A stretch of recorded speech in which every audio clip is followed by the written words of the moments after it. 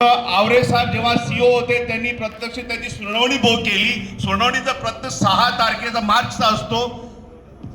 फक्त टपाल दाखवलं की डिस्पॅच झालाय आणि सुनावणी झाली सुद्धा बिल्डरच्या फेवर मध्ये. माझा इथला प्लॉटची जी लेआउट आहे 2006चा कलेक्टर अप्रूव्ड आराखडा आहे, तो 4 वेळा बदली झाला आहे. मी 2008चा माझा अग्रीमेंट आहे, मी कधी एनओसी दिलेली नाही. हे एवढं गहाळ चालू आहे सगळं. आणि जेव्हा जेव्हा मी जातो तिथं दमतो माणूस. वी आर ऑल फ्रस्ट्रेटेड, एवढा मी सांगू शकतो. विथ सगळे प्रतिष्ठित सन्माननीय इथं लोक आहेत. आय डोंट नो तुमच्यापासून ते लपलेलं आहे काय हे माहित नाही, पण इथं घडतोय. हा सामान्य माणूस इथं दिसतोय. आणि मी शेळके साहेबांचा प्रत्यक्ष धन्यवाद करू इच्छितो, कारण ते सर्वांसाठी नेहमी उभे राहिलेले आहेत काही झालं तरी. आणि त्याचं मी प्रत्यक्ष उदाहरण आहे, कारण मला त्यांनी कधी आम्हाला न विचारता काही कधी अडचण आणू दिलेली नाही. आणि त्याच विश्वासाने आज आम्ही इथं आहोत. मूळ विषयाकडे येतो. बिल्डर जे आहे अपूर्व कन्स्ट्रक्शन, त्यांनी आम्हाला आमची कन्व्हेन्स करून दिलेली नाही. दुसरा, त्यांनी आमच्या ज्या कन्व्हेन्समध्ये जी आमची कॉमन प्रॉपर्टी आहे ते करून दिलेली नाही. जे अकाउंट्स आहेत ते त्यांनी करून दिलेली नाही. मला एक प्रश्न पडतो, पूर्ण सिस्टमशी वेन एव्हरीथिंग इज इंटिग्रेटेड, एका डिपार्टमेंटला का माहित नाही की दुसऱ्या डिपार्टमेंटमध्ये काय चाललंय. सिटी सर्वेवाला म्हणतो हा कागद आणून द्या, तो ओसी तिथनं जनरेट करून टाकतात. त्यांना इलिगल, माझा सिटी इंजिनियर म्हणतो वाले साहेब जर बिल्डिंग इलिगल आहे तर आम्ही पाडायची का. हो मला पाडा ना, जर इलिगल आहे तर पाडा, का नाही पाडायला पाहिजे तुम्ही, अशी उत्तर आम्हाला भेटतात. माझ्या समोरची बिल्डिंग आहे ती 5 फूट 6 मीटरचं अंतर नाही आहे. जेव्हा तिथं आर्किटेक्टला बोलवतोय, बाल्कनी बाहेर आलेली तिथं मोजत नाही आणि हे सिटी इंजिनियरला दिसत नाही. आता हे कळत नाही मला की माणसाने करायचं काय, साधारण माणूस काय करणार.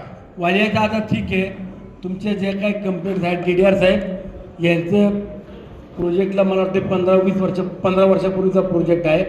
DDR AR साहेब तुम्ही स्वतः लक्ष घाला या संदर्भात. मला काय मदत करता येईल ती लगेच सांगा. म्हणजे त्यांना नाही, अतिक्रमणाचा विषय हा नगरपालिकेचा विषय. तुम्ही सहकार खात्याकडे तक्रार करून काय होणार. नाही अतिक्रमणचा विषय नाही आहे. अतिक्रमणाचा विषय असा आहे, I will tell you next. 2013ला डीड ऑफ अपार्टमेंट त्या माणसाने केली आहे. चेअरमॅन कोण आहे, सेक्रेटरी कोण आहे माहीतच नाही. आणि त्याच्यानंतर मी स्वतः डीड ऑफ अपार्टमेंटची कॅन्सलेशन केली, कारण त्याच्यात त्यांनी जे कॉमन रस्ते आहेत तर स्वतःची मालमत्ता दाखवली आहे. तो नाही, याच्यामध्ये मी परत एकदा सांगतो की तुम्ही बायलॉज जर वाचले तर सहकार खात्याचं जे काही आहे सगळ्याच गोष्टी, कारण कसं असतं आम्ही काय निर्णय देऊ शकतो कॉमन सेन्सच्या दृष्टीनं किंवा कायद्याच्या दृष्टीनं, परंतु ज्या वेळेला त्या निर्णयाला चॅलेंज होतं त्यावेळेला पहिल्यांदा हे पाहिलं जातं की आम्हाला ज्युरिडिक्शन आहे का. हायकोर्टामध्ये पहिल्यांदा हा प्रश्न पाहिला जातो की हा जो कोणी माणूस हायकोर्टामध्ये आला आहे तो डायरेक्टली हायकोर्टात आला आहे का, त्याला अगोदर कुठे अल्टरनेट रेमेडी अवेलेबल होती. तुम्ही डायरेक्टली हायकोर्टात जाऊ शकत नाही. मग त्याच्या खालच्या अधिकाऱ्याने दिलेल्या आदेशाविरुद्ध तुम्ही हायकोर्टात आला असेल तर हायकोर्ट हे पाहतं की त्या ज्या अधिकाऱ्यानं तो आदेश दिला आहे तो आदेश करण्याचा त्याला अधिकार आहे का, ते त्याचं ज्युरिडिक्शन आहे का. सहकार खात्याचं हे ज्युरिडिक्शन नाही, हे तुम्ही समजून घ्या. प्रत्येक खात्याला काम वाटून दिलेलं आहे. एका खात्याला दुसऱ्या खात्याच्या कामामध्ये ढवळाढवळ करता येत नाही. I'll just take this thing.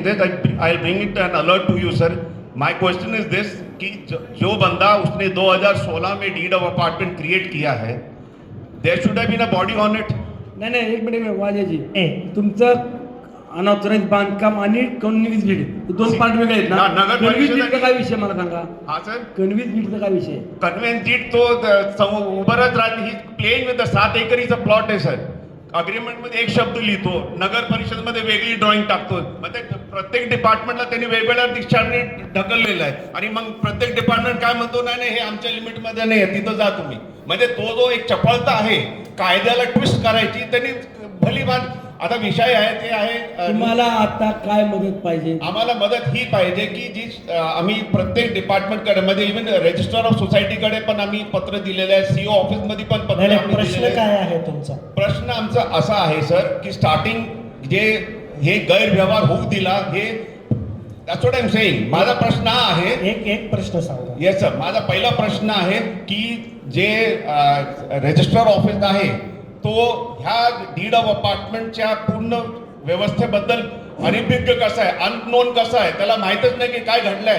अण्णा हे आपलं दुय्यम निबंधक ऑफिसबद्दल बोलतोय. Apartment deed comes under the registrar. नाही नाही, दुय्यम निबंधक. बट कल आप कहाँ पे हो? महसूल महसूल कल कर. कहाँ पे हो? कल आप कहाँ पे हो?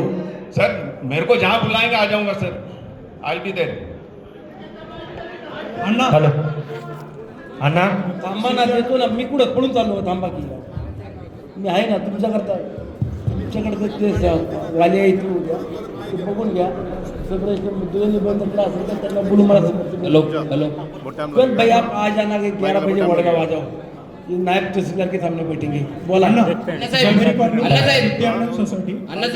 फक्त एवढं त्यांना विचारायचंय, त्यांना कंप्लिशन दिलंय 10 वर्षापासून पाण्याची टाकी नाही, तर त्यांनी कंप्लिशन दिलं कसं? सिद्धिविनायक ग्रुप राजेश शांकला 10 वर्षापासून आम्हाला पाण्याची टाकी नाहीये. जांभूळगाव दुसरं अण्णा त्यांच्याकडे गेल्या वेळेस पण गेलो, अण्णा त्यांनी त्यांना फोन पण केला, त्यांनी काम पण चालू केलं पाण्याच्या टाकीचं. 4 महिने झाले फक्त खड्डा मारून ठेवलाय जेसीबीने. 3 महिन्यापासून सिद्धिविनायक ग्रुप जांभूळगाव विजन उडुसवन पीएमआरडी चा अतिरिक्त विषय पेमाड. हॅलो अण्णा